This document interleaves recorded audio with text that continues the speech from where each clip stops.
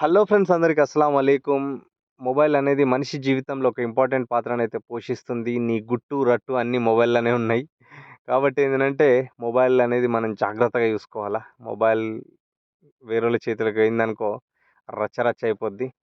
అందుకని ఏంటంటే మనం చేసే వీడియోలకు మన దగ్గరున్న మొబైల్ అయితే సరిపోతలేదు. కాబట్టి ఏంటంటే ఒక కొత్త మొబైల్ కొనుక్కుందామనని వచ్చిన. ఇక్కడ చూసేసరికి ఒప్పోలో రెనో 11 ప్రో అనేది కొత్త మోడల్ అయితే వచ్చేసింది. ఆ మోడల్ చూద్దామని అయితే నేను లూలుకైతే వచ్చేసిన.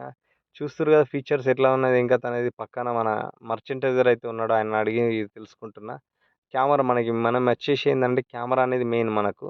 కెమెరా ఎట్లా ఉంది, ఏం కథ అనేది చూద్దామనని ఓపెన్ చేస్తున్నా కెమెరా.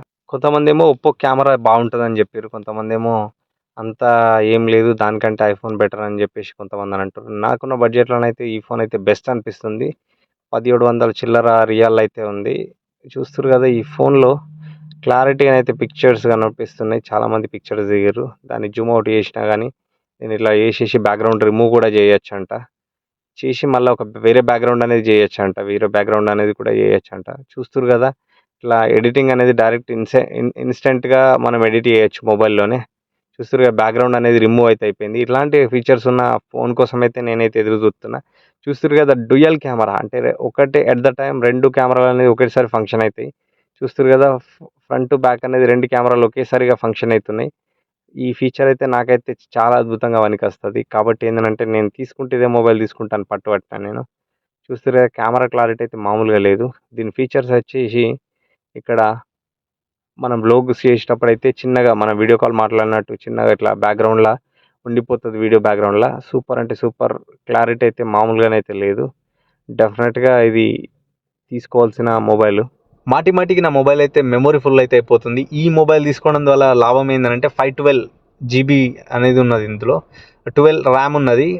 ఫ్రంట్ రేర్ కెమెరా వచ్చేసి 32+50 అయితే ఉంది. సూపర్ అంటే సూపర్ ఐఎస్ఓ కెమెరా, అంటే ఐఫోన్ కెమెరాని అయితే పెట్టిరని అంట దీంట్లో, సోనీ కెమెరా. దాని తర్వాత వచ్చేసి దీంట్లో బ్యాటరీ బ్యాకప్ వచ్చేసి 4600 ఎంపీహెచ్ అయితే ఉంది. దాని తర్వాత వచ్చేసి దీంట్లో మళ్ళొక ఫీచర్ ఏంటంటే నార్మల్గా మనము ఈ మొబైల్లో వచ్చేసి ఒకేసారి మల్టిపుల్ యాప్స్ అయితే యూజ్ చేయొచ్చు. ఒకేసారి 4 యాప్స్ని అయితే యూజ్ చేయొచ్చు. చూస్తున్నారు కదా 4 యాప్స్ కానీ, 2 యాప్స్ కానీ, 3 యాప్స్ కానీ ఇట్లా యూజ్ చేసుకోవచ్చు. దానికే ఉంటుంది ఫంక్షన్ అనేది. చాలా చాలా అంటే బెటర్ ఫోన్ అంటే నాకు అనిపిస్తుంది ఇప్పుడు వచ్చిన ఫోన్లలో ఇది ఒక బెస్ట్ ఫోన్ అనిపిస్తుంది.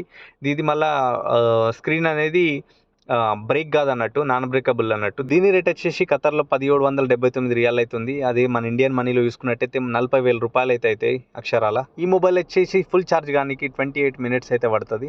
చూస్తారు కదా ఫాస్ట్ ఛార్జర్ అని, ఫాస్ట్ ఉంది, స్లిమ్ కూడా ఉంది మొబైల్ అయితే. డెఫినెట్గా రికమెండ్ చేయాల్సిన మొబైల్. నేనైతే డెఫినెట్గా ఇదే తీసుకుంటాను. దీంట్లో 2 కలర్లు ఉన్నాయి, ఒకటి గ్రే, ఒకటి వైట్ అవుతుంది.